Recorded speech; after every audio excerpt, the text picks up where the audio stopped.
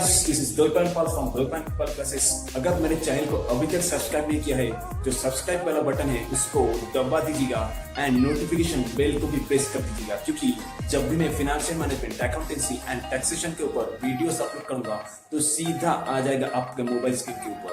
And मेरे को Instagram में भी तुम फॉलो कर सकते हो, ये रहा मेरा इंस्टाग्राम आईडी। एंड मेरे को चाहे तो ट्विटर में भी फॉलो कर सकते हो, ये रहा मेरा ट्विटर का आईडी। Thank you. तो स्टार्ट करते हैं वीडियो। जय हिंद दोस्तों।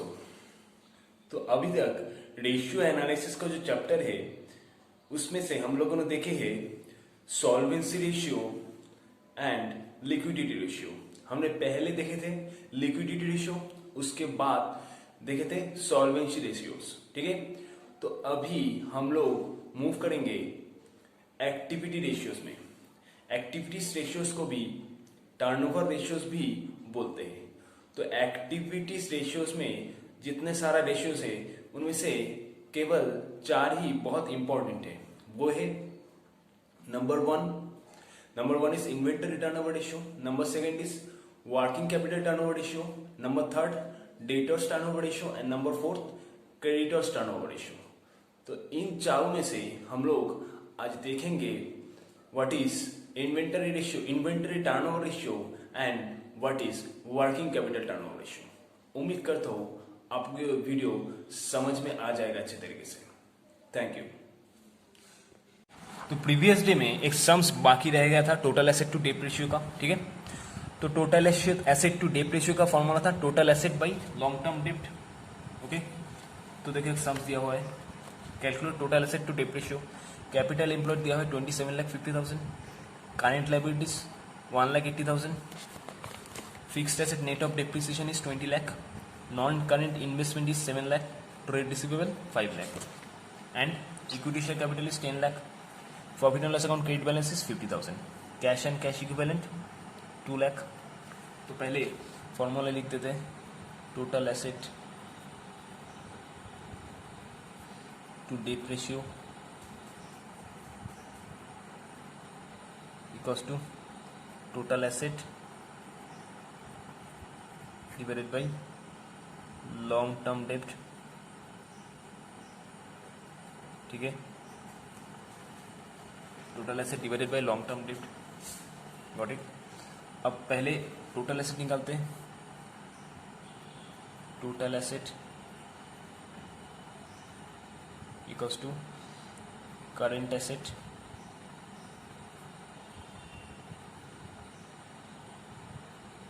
Plus non current asset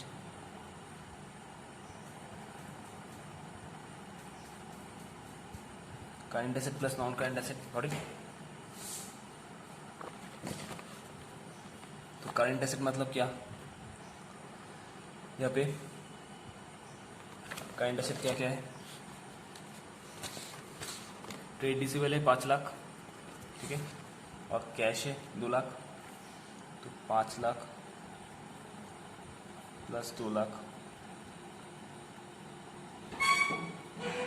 5 lakh plus 2 lakh plus non current ठीक है।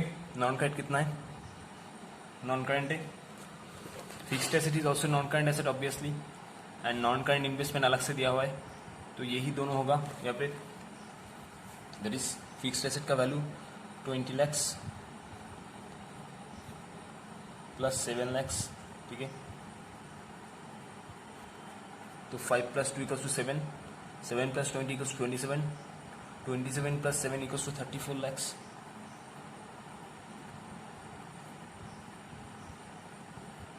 Okay, 34 lakhs।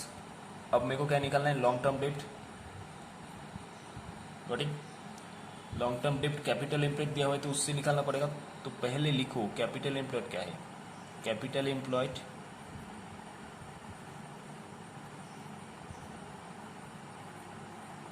Equals to share holders fund, पता है सबको, plus long term date.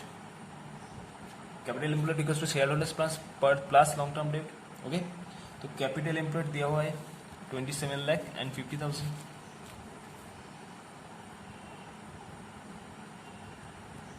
Share holders fund मतलब equity share capital plus profit and loss account का credit balance, that is 10,50,000 and long term डेब्ट, वो तो मेरे को निकालना है, ठीक है। तो लॉन्ग टर्म डेब्ट equals to 27,50,000 minus 10,50,000 equals to 17 lakh, ठीक है। तो टोटल एसेट आया मेरा 34 लाख, उसके अगेंस्ट लॉन्ग टर्म डेट आया 17 लाख, ओके। तो total asset to debt ratio equals to 34 lakh divided by 17 lakhs। तो टोटल एसेट है मेरा 34 लाख एंड उसके अगेंस्ट में मेरा लॉन्ग टर्म डेट है 17 lakh, that is 34 lakh total asset and 17 lakh is my long term debt.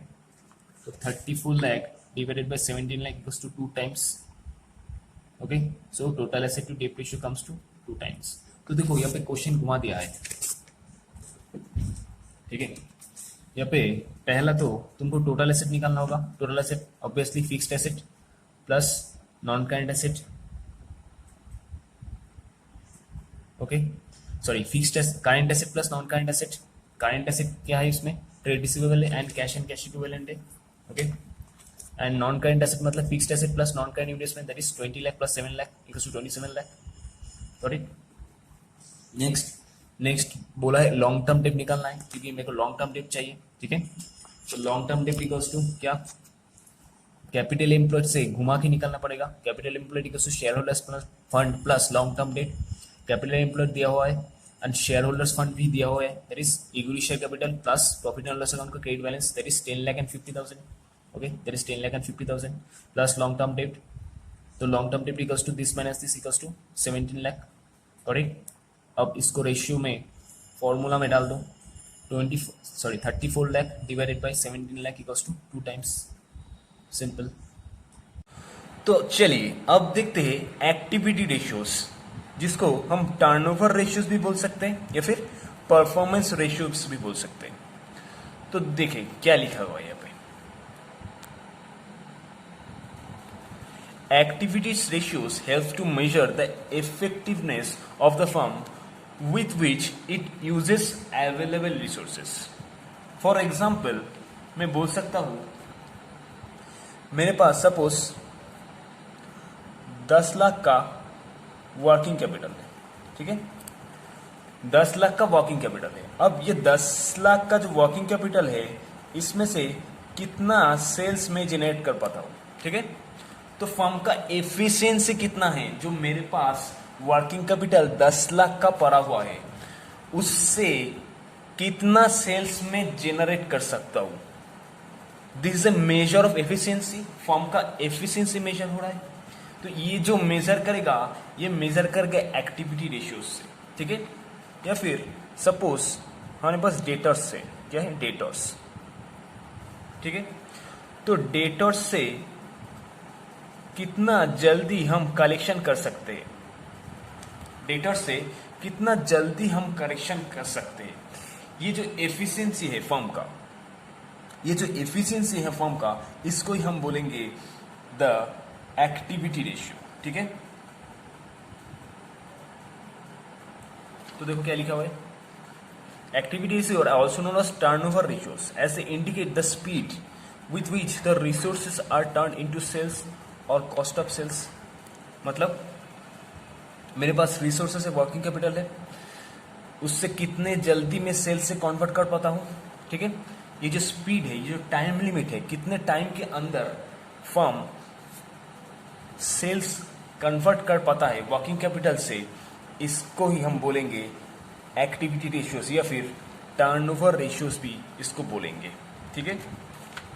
तो ये जो टर्नओवर रेशियोज है, इसको हम 4 कैटेगरी में डिवाइड कर सकते हैं। Number 1 is inventory turnover ratio, number 2 working capital turnover ratio, number 3 debtors turnover ratio and 4 creditors turnover ratio.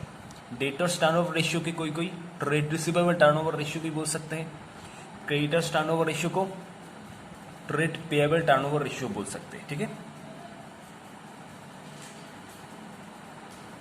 तो चलिए स्टार्ट करते हैं इन्वेंटरी टर्नओवर रेशियो। तो इसका फॉर्मूला क्या है, cost of goods sold divided by average inventory, ठीक है। तो कॉस्ट ऑफ गुड्स सोल्ड का फॉर्मूला क्या है, सबको पता है कॉस्ट ऑफ गुड्स सोल्ड का फॉर्मूला क्लास 11 में तुम लोग पढ़े हुए हो फाइनल अकाउंट्स के चैप्टर में।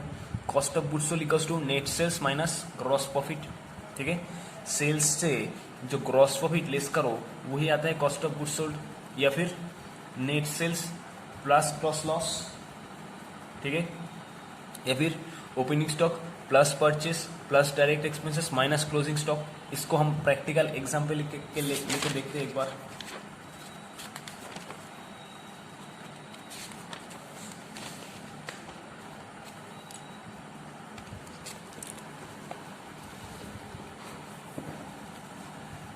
Suppose this is my trading account, ठीक है, trading account, debit credit, okay. Now obviously there will be opening stock here, suppose this is 10,000. Direct expenses like to wages is a direct expenses, we all know, 5,000, ठीक है। Now to purchase होगा, ठीक है, purchase suppose 40,000, okay। अब by sales suppose 1 lakh का, ठीक है, by closing stock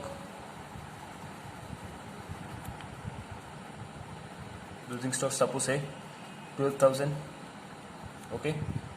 तो यहाँ पर 1,12,000, 1,12,000, ओके। अब टू ग्रॉस प्रॉफिट तो देखते कितना हुआ, 1,12,000 total minus 40,000 minus 5,000 minus 10,000, 57,000, okay. 57,000 is cost profit. अब कॉस्ट ऑफ गुड्स सोल्ड का क्या फॉर्मूला बोला है, पहला फॉर्मूला क्या है, सेल्स माइनस जीपी, ठीक है, sales minus GP equals to sales देखो कितना 1 lakh and gross profit is 57,000 minus 57,000, so this is 43,000, okay. Cost of goods is 43,000, sales minus gross profit और net sales plus gross loss. यहाँ पर मेरे example gross profit हुआ है तो less करेंगे, अगर लॉस होता तो ऐड करते थे सेल्स के साथ, ठीक है। या फिर इससे भी निकलेगा, that is opening stock plus purchase plus direct expenses minus closing stock. तो देखो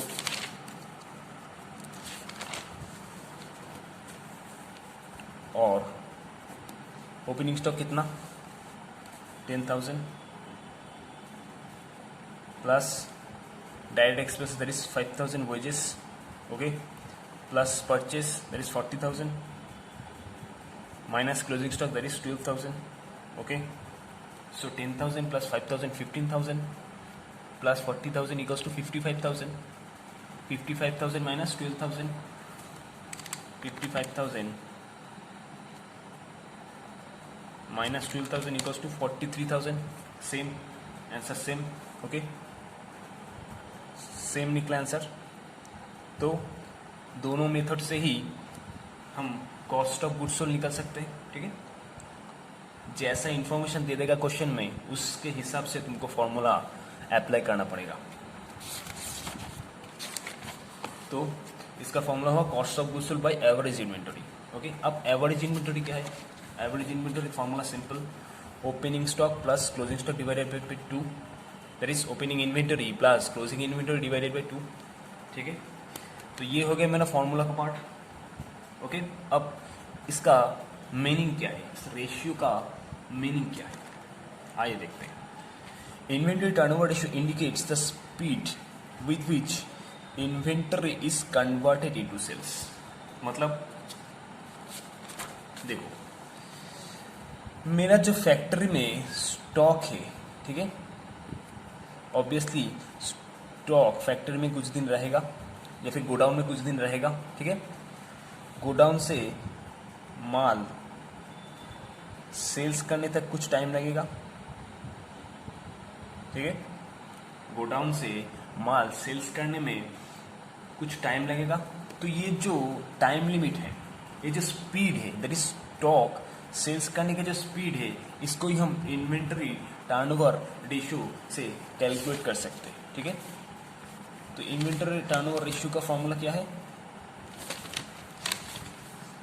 cost of goods sold divided by average inventory, ठीक है। कॉस्ट ऑफ गुड्स सोल्ड मतलब सेल्स का कॉस्ट। सेल्स जब करते तब प्रॉफिट ऐड करके लिखते, and cost of goods sold लिखे मतलब प्रॉफिट लेस करके लिखे, डिवाइडेड बाय एवरेज इन्वेंटरी मतलब एवरेज में मेरा गोडाउन में कितना इन्वेंटरी पड़ा हुआ रहता है, ठीक है। तो सपोज ऊपर में है मेरा 1 लाख, ठीक है, नीचे है मेरा 50,000, ठीक है। तो ये पर क्या हो जाएगा? 2 टाइम्स जितना भी टर्नओवर रेशियो सब टाइम्स के हिसाब से लिखते हैं, times not is two, okay. तो ये होगा रेशियो मेरा 2 टाइम्स, ठीक है। Inventory turnover ratio is 2 times. तो अब ये जो 2 टाइम्स है वो क्या मेजर करता है? Speed with which stock is converting into asset, converted, sorry asset नहीं, sales, stock is converted into sales, ठीक है। गोडाउन का जो स्टॉक है वो सेल्स में कन्वर्ट होने में कितना टाइम लगता है, उसका स्पीड को हम मेजर करते हैं इन्वेंटरी टर्नओवर रेशियो से। अब एक बात देखो, यहाँ पर suppose cost of goods sold 1 lakh ही है, ठीक है। अब नीचे इन्वेंटरी है सिर्फ मेरा 10,000, ठीक है। तो ये कितना हो जाएगा? 10 times, that is too high ratio.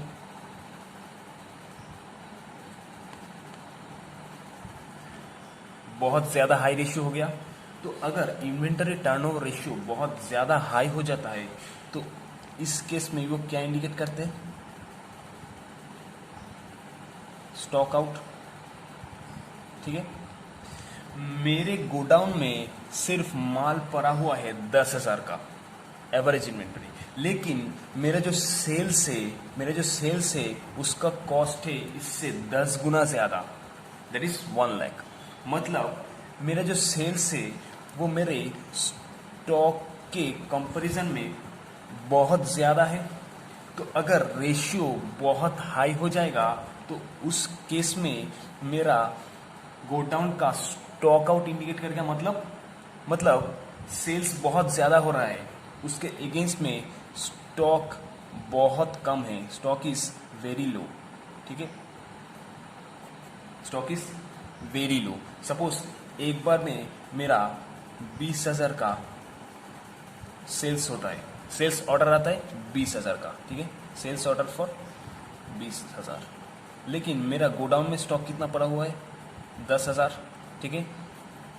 तो अब जब मैं 10,000 का गोडाउन से 10,000 का स्टॉक किसी को सेल कर दूंगा, ठीक है, तो बाकी जो 10,000 का सेल है वो हो जाएगा स्टॉक आउट। गॉट इट और नॉट? मेरा जो सेल्स है, सेल्स का वॉल्यूम है, उसके हिसाब से मेरा गोडाउन में माल बहुत ही कम पड़ा हो रहता है, ठीक है। मेरा डिमांड बहुत ज्यादा है, सेल्स बहुत ज्यादा होता है, लेकिन स्टॉक बहुत कम है।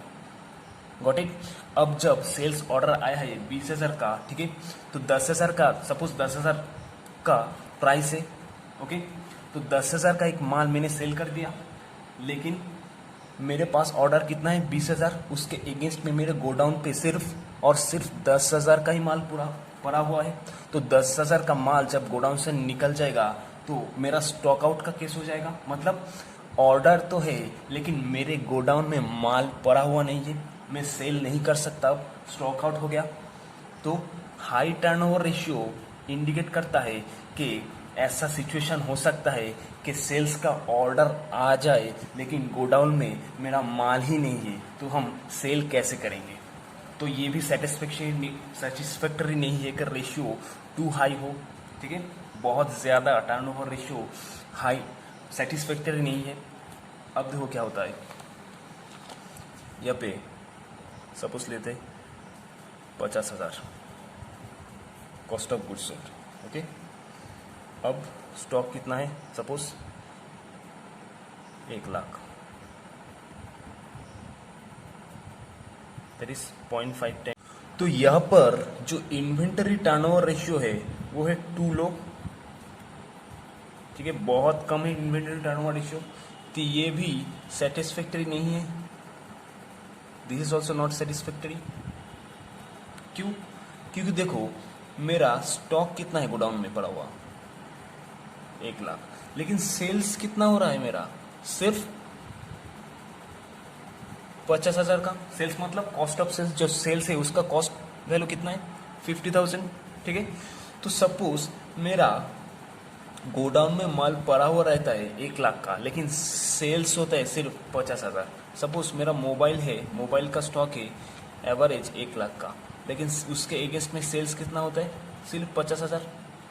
इसका मतलब ऐसा होने का चांसेस बहुत ज़्यादा है कि जो मोबाइल मेरे गोडाउन में, सॉरी स्टॉक में पड़ा हुआ है, उसका जो मॉडल है वो ऑब्सोलेट है, ठीक है, या फिर स्लो मूविंग है, मतलब बहुत कम सेल होगा वो, ठीक है। इसीलिए तो मेरा स्टॉक है बहुत ज़्यादा एंड उसके अगेंस्ट में जो कॉस्ट ऑफ सेल्स है वो बहुत कम।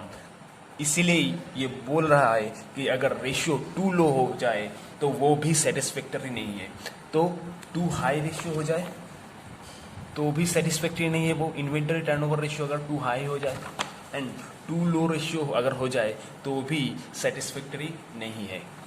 तो देखो क्या लिखा है, a too high ratio indicates frequent stock out, जो मैंने बोला स्टॉक आउट, ठीक है, and too low ratio indicates excessive inventory level, या फिर स्लो मूविंग आइटम, या फिर ऑब्सोलेट इन्वेंटरी। ऐसा भी हो सकता है कि एक्सेसिव इन्वेंटरी मतलब जितना दरकार है उससे ज़्यादा मैंने स्टॉक लेके रखा है, या फिर स्लो मूविंग आइटम जो मैंने बताया, या फिर ऑब्सोलेट इन्वेंटरी, ओके। मतलब बहुत हाई भी नहीं चाहिए, बहुत लो भी नहीं चाहिए, लेकिन a high inventory, only high, too high नहीं, ठीक है, थोड़ा ज़्यादा मतलब high inventory turnover ratio is generally satisfactory because it shows इधर same volume of sales has been maintained with lower investment और volume of sales have been increased. मतलब यहाँ पर ऊपर में सपोज दिस, ये एक सेटिस्फैक्टरी रेशियो है 2 टाइम्स, क्योंकि यहाँ पर सेल्स ज़्यादा है एज कंपेयर टू इन्वेंटरी, ठीक है, मतलब सेल्स ज़्यादा हो रहा है, मेरे बिजनेस में रेवेन्यू ज़्यादा आ रहा है एज कंपेयर टू मेरा इन्वेंटरी, तो ये सेटिस्फैक्टरी रेशियो है, ये हाई रेशियो है, ठीक है।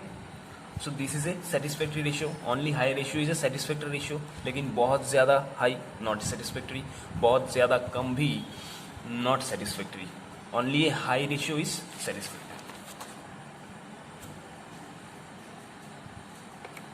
Got it?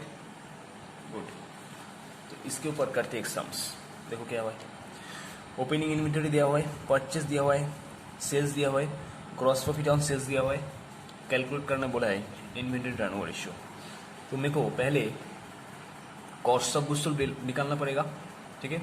Cost of goods sold के बाद क्लोजिंग स्टॉक, देखो यहाँ पर नहीं दिया हुआ है, क्लोजिंग स्टॉक चाहिए क्योंकि एवरेज इन्वेंटरी निकालना है, ठीक है। तो देखो ग्रॉस प्रॉफिट ऑन सेल्स कितना बोला है, 25%, ऑन सेल्स बोला है 25%, ओके। तो सेल्स के ऊपर 25% कर देंगे तो आ जाएगा gross profit, okay. So 15 lakh is sales, इसका 25% is 3,75,000 gross profit, okay. 3,75,000 gross profit. अब ये जो ग्रॉस प्रॉफिट है ये सेल्स से लेस करेंगे तो क्या निकलेगा, कॉस्ट ऑफ गुड्स सोल्ड, ठीक है। यहाँ पे देखो दिया हुआ है formula, sales minus gross profit equals to cost of goods sold, okay. वही सेम चीज़ यहाँ पे लिखा हुआ है, sales minus GP that is 15 lakh into 25%, ये जो 3,75,000 आया उससे हम सेल्स लेस करेंगे तो आ जाएगा COGS। ये मेरा COGS है, cost of good sold. Okay, अब मेरे को क्लोजिंग स्टॉक निकालना है, तो मेरे को पता है cost of goods equals to opening stock plus purchase minus closing stock. Okay, so cost of goods sold के जो लेफ्ट हैंड साइड में यहाँ पर ये लिख देंगे 11,25,000 इक्वल्स टू ओपनिंग स्टॉक इस 1 लाख दिया हुआ है। ओके, प्लस परचेस भी दिया हुआ है 11 lakh. Okay, less closing stock को क्लोजिंग स्टॉक ही लिखेंगे क्योंकि क्लोजिंग स्टॉक मेरे को निकालना है। तो क्लोजिंग स्टॉक को इधर ले आए एंड 11,25,000 को इधर ले आए, तो क्लोजिंग स्टॉक आया मेरा 75,000। ठीक है, ओपनिंग स्टॉक था 1 लाख एंड क्लोजिंग स्टॉक है 75,000, तो एवरेज है this plus this divided by 2 equals to 87,500। This is average stock. Okay, ठीक है, तो अब इन्वेंटरी टर्नओवर रेशियो निकालना है मेरे को। ठीक है, inventory turnover ratio equals to cost of goods sold 11,25,000 divided by average stock that is 87,500। तो देखो कितना आता है, 11,25,000 डिवाइडेड बाई 87,500 इक्वल्स टू 12.86 कर देंगे इसको अप्रोक्सीमेटली, इक्वल्स टू 12.86 टाइम्स। ठीक है, बहुत हाई हो गया है ratio, not satisfactory. Got it, good.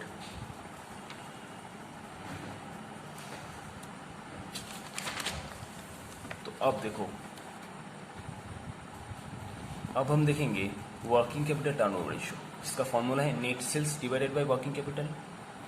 ठीक है, तो वर्किंग कैपिटल का फॉर्मूला पता है मेरे को, current asset minus current liabilities.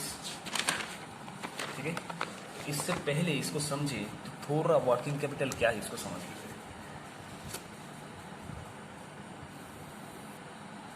Suppose मैंने एक बिजनेस स्टार्ट किया। ठीक है, बिजनेस स्टार्ट किया जिसमें फिक्स्ड एसेट चाहिए एंड कुछ कैश भी चाहिए।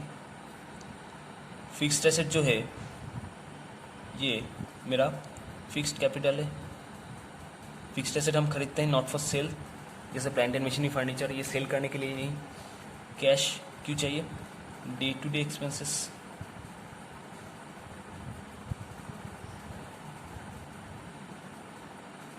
इसको ही हम सिंपल भाषा में वर्किंग कैपिटल बोल सकते हैं। तो वर्किंग कैपिटल का फॉर्मूला क्या है, current asset minus current liabilities. मतलब डे टू डे एक्सपेंसेस चलाने के लिए जो खर्चा, जो करंट लायबिलिटीज होता है, जैसे for example creditors. Okay, creditors and in सबको खर्चा देके जो पैसा मेरे पास रहता है वो ही है working capital. That is current asset minus current liabilities. मतलब हर दिन का जो डे टू डे खर्चा मेरे को एक्सपेंड करना पड़ेगा, वो जो पैसा मेरे पास है day to day expenses bear करने के लिए, उसको ही हम सिंपल भाषा में बोलेंगे वर्किंग कैपिटल। हर रोज मेरे को चाहिए क्योंकि कुछ ना कुछ पेमेंट हर रोज बिजनेस में देना पड़ेगा। ठीक है, तो हर रोज मेरे अर्जेंट बेसिस में कुछ कैश चाहिए होता है, या फिर बैंक जो भी बोलो। ठीक है, तो वो जो खर्चा हम डे टू डे करते हैं उसको ही हम बोलेंगे working capital. On the other hand fixed asset जो हम खरीदते हैं, ऑब्वियसली वो फिक्स्ड कैपिटल है, वो फिक्स्ड एसेट में पड़ा हुआ रहता है। आज अगर मैंने कोई प्लांट एंड मशीनरी 10 लाख से खरीदा है, तो कल जाके मैं उसको सेल नहीं करूंगा, वो फिक्स एसेट में पैसा ब्लॉक हो गया, that is fixed capital. Got it? So now you have understood what is working capital, that is current asset minus current liabilities. Okay, तो अब देखो क्या बोला है,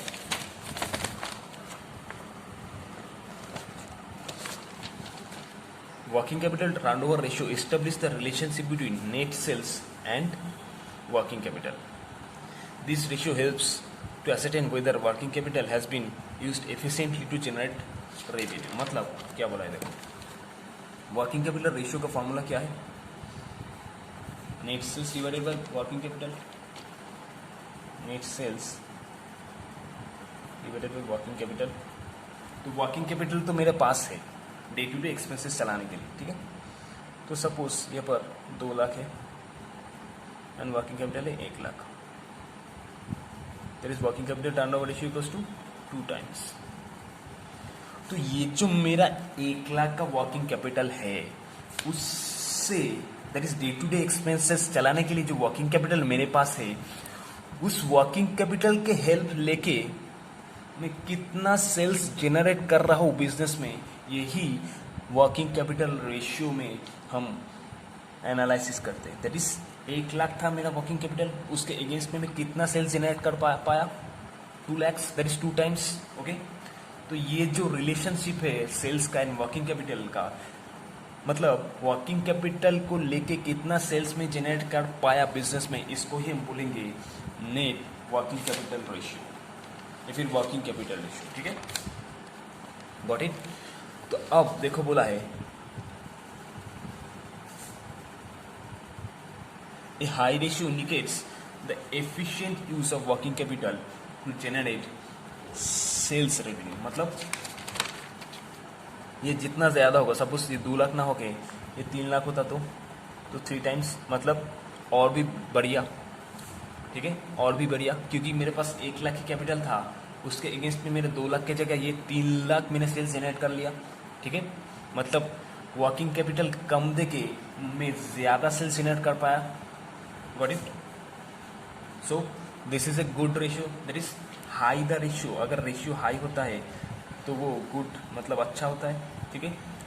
लेकिन अब देखो बोला है अगर टू हाई रेशियो हो जाता है वो सेटिस्फैक्टरी नहीं होता है, ठीक है। तो देखो क्या बोला है,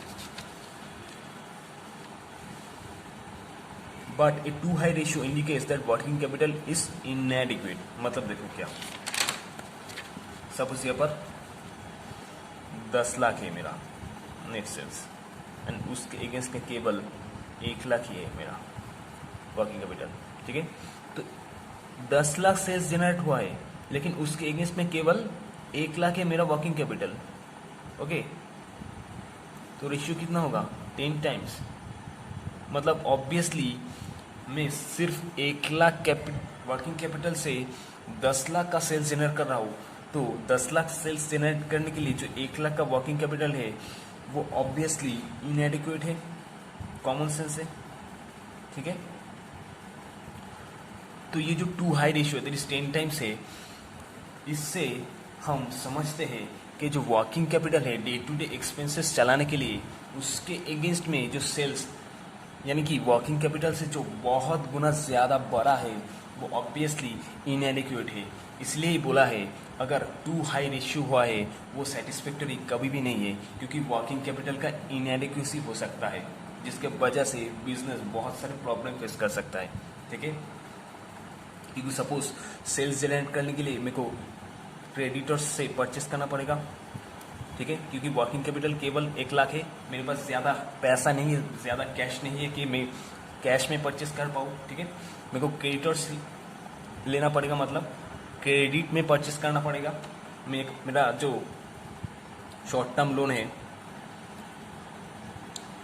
वो इंक्रीज होता जाएगा। किसी भी बिजनेस के लिए अगर क्रेडिटर्स का बैलेंस इंक्रीज होता गया तो ऑब्वियसली वो सॉल्वेंसी पोजीशन अगर तुम हिसाब करो उसके हिसाब से अच्छा नहीं होता है, ठीक है। बिजनेस के एंगल से मेरे पास वर्किंग कैपिटल है बहुत कम, तो मेरे पास कैश का कमी है, तो मेरे को अगर सेल बहुत ज़्यादा करना है तो मेरे को परचेस करना है क्रेडिट में, क्योंकि कैश में नहीं परचेस कर सकता because of inadequacy of capital, ठीक है। तो इसीलिए बोला है अगर वर्किंग कैपिटल इनएडिक्वेट हो, मतलब रेशियो अगर बहुत हाई हो, तो वो भी सेटिस्फैक्टरी नहीं है, ठीक है। गुड, समझ में आई बात। लास्ट में बोले also low ratio indicates inefficiency in proportion. Obviously working capital ratio अगर लो होता है तो इनएफिशिएंसी ऑपरेशन होगा ही, ठीक है। आइए इसके ऊपर करते हैं सम्स। क्या बोला है देखो, working capital equals to 2.5 lakh, cost of goods sold equals to 10 lakh, gross profit on sales बोला है सेल्स, ठीक है 20%। Calculate working capital turnover ratio. तो वर्किंग कैपिटल टर्नओवर रेशियो का फॉर्मूला पहले लिखते हैं, equals to net sales by working capital, ठीक है। Net sales by working capital. Okay, ठीक है।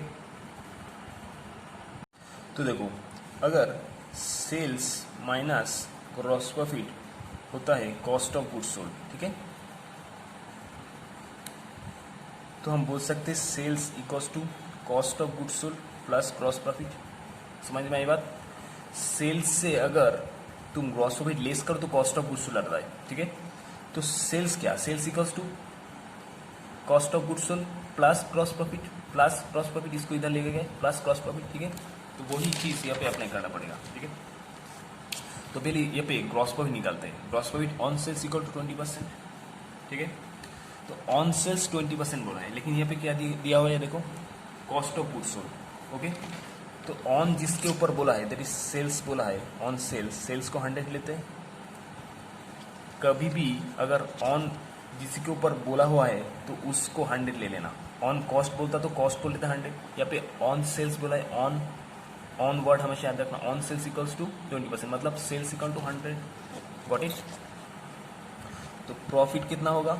ऑब्वियसली ऑन सेल्स के ऊपर 20% इक्वल्स टू 20, तो sales minus profit equals to cost equals to 80। So 80 represents how much? 10 lakh, because cost of goods sold equals to 10 lakh. तो cost आया मेरा कितना? 80। Got it? तो अगर 80 इक्वल्स टू 10 लाख तो 100 इक्वल्स टू हाउ मच? निकालो। Sales equals to 10 lakh divided by 100, sorry divided 80 into 100, क्योंकि 10 lakh represent करता है 80, तो मेरे को 100 निकालना है। 100 equals to what? Sales, total sales, sorry net sales 10 lakh divided by 80 into 100, that is 12,50,000। 12,50,000 एक बार में निकल गया, ठीक है। अब वर्किंग कैपिटल कितना बोला है? 2.5 लाख, तो equals to 12,50,000 divided by 2.5 lakh,